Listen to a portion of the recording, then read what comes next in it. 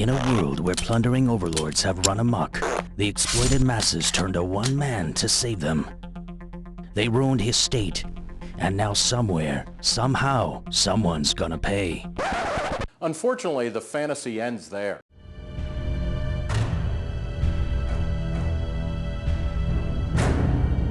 Arnold Schwarzenegger's reign as California governor turned into a disaster flick that could spell catastrophe for the Golden State and the whole nation. Funny thing is, it all started out so well. When I get to Sacramento, I will immediately destroy the car tax. When Governor Gray Davis raised the car tax, Californians were already among the highest tax people in the nation, and Davis had just finished a giant spending spree. The governor even ignored some easy ways to help plug the massive budget deficit. Believe it or not, this golf course is owned by the state of California. Why not sell it? And sell this stadium, these fairgrounds, and this Malibu beach home where MTV once hosted a spring break special. Don't forget to check out The Grind. It's up next, and Alice in Chains, so check it out. Californians were already tired of politicians who kept demanding more from them while refusing to do any belt-tightening of their own. So watch what's going to happen over there. The car tax was simply the final insult. Hasta La Vista, baby, to the car tax. He would stay true to his word. Schwarzenegger pummeled dozens of candidates, including Gray Davis, Gary Coleman, Vote for me, Mary Carey, and a porno star to win 2003's historically wacky recall election. I'll be back. The Terminator transformed into the Governator and promptly smashed the car tax. He was the perfect political superhero. The charm of Harry Tasker, the brains of Julius Benedict. We're twins. And of course, the muscle to make good on his promise to rescue Californians from spend-happy politicians. Arnold Schwarzenegger simply lied to them. It comes down to that. Tom McClintock was a California state senator when Schwarzenegger won the governor's race. He even ran against Arnold. Tear up the credit cards and throw it away, so that our politicians can never ever do that again. He promised to cut up the credit cards, live within our means. Never ever spend more money than they take in. And he did exactly the opposite. Schwarzenegger increased spending faster than we saw under Gray Davis. But why? If ever there was someone powerful enough to cut spending, it was Arnold. Turns out there's a force in California politics that's much stronger than the Governator. We're twisting arms. We're threatening people! On this day, a teachers' union president was rallying his troops in Los Angeles to try to stop proposed cuts to teachers' jobs. 2 weeks earlier, other unions were at the same location, fighting against proposed layoffs to other school staff. These are hardworking people. I'm one of them hardworking people. They're trying to put us off in the street. You know what? No. We'll be back!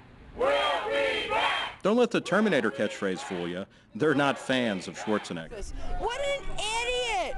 I don't know how that woman hasn't reformed him a tiny bit. He's an actor and he'll always be an actor. He ain't even that good of an actor. Kennedy, she should be ashamed of herself. She either needs to divorce that fool or smack him into the middle of next week. Unions have smacked Schwarzenegger around quite a bit. In 2005, the governor challenged unions with a slate of propositions, including one that aimed to restrain state spending. The unions united in 2005 and they showed Arnold where to shove his propositions. Schwarzenegger's propositions were obliterated. When he came against the union showed them where the real acting came in. A rally like this is quite a production. There are producers who come up with a game plan. You know, the organizers have meetings at work and they're political analysts and whatever. They decide what the best course of action is. There are directors with bullhorns and, of course, actors. And the acting comes in with us people who are unionized. Check in, grab a ready-made sign, and learn your lines. the mighty, mighty union. They're printed on sheets for your convenience. So much screaming and yelling, but it's all organized screaming and yelling. I need you to stay longer and scream and yell and carry on. The public employee unions have been acting in their own self-interest to plunder the treasury of the state, and they've done a very good job of it. How good? Well, the state keeps hiring more workers. Today, California's state workforce is larger than the population of St. Louis, and tens of thousands earn six-figure incomes.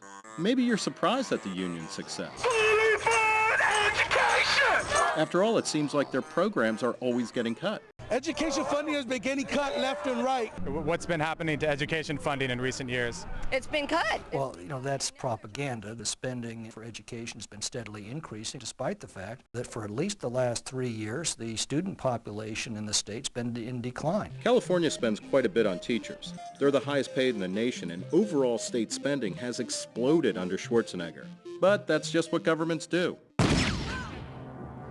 Just as the Terminator was programmed to find Sarah Connor, government is programmed to grow and grow and grow and fight every effort to cut it back.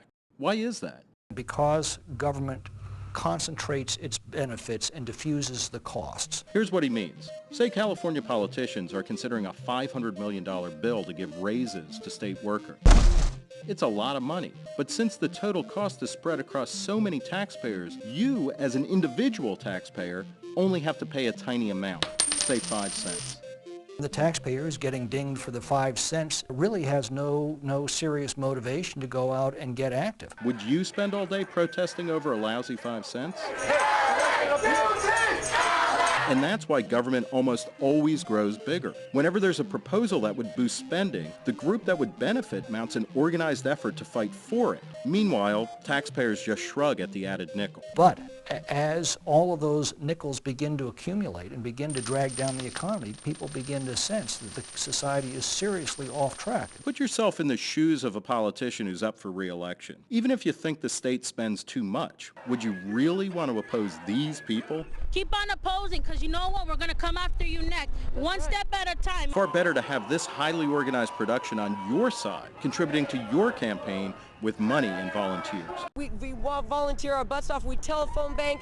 We go to these rallies. Just 6 years after state legislators nearly spent California into oblivion, the state's on the verge of going broke after yet another spending spree. But guess what politicians have to say about their supersized budgets? We've cut away the fat, we've cut away the meat, and frankly, we're at the bones. Remember, she and her colleagues still own that golf course, that Malibu beach house. They're spending record amounts of dough.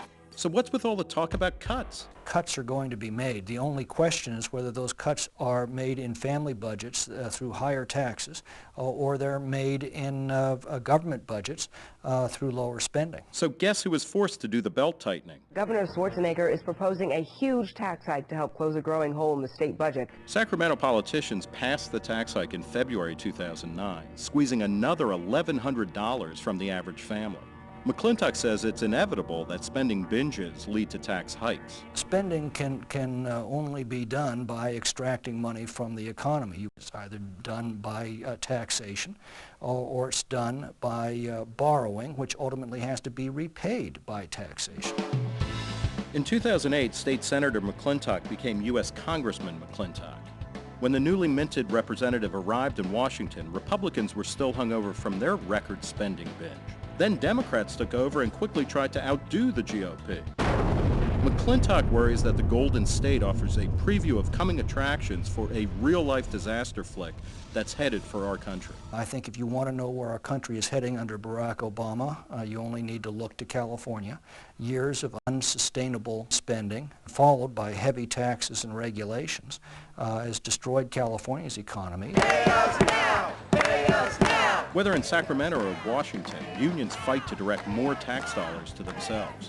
And of course, so do bankers, corporate CEOs, and countless other special interest groups. A generation ago, California, spending far less per capita, inflation adjusted than we're spending today, had the finest public school system in the country. We were offering a free university education to every Californian who wanted one. We had the finest highway system in the world. But now things are worse, even though taxes are higher. You are not going to like this. Remember the car tax? Hasta la vista, baby, to the car tax. More like hasta la vista to that promise, because the car tax is back. It'll cost individual drivers hundreds, sometimes thousands of dollars. As high taxes, high borrowing, and high spending destroy California's economy, Californians are moving to those 49 other states.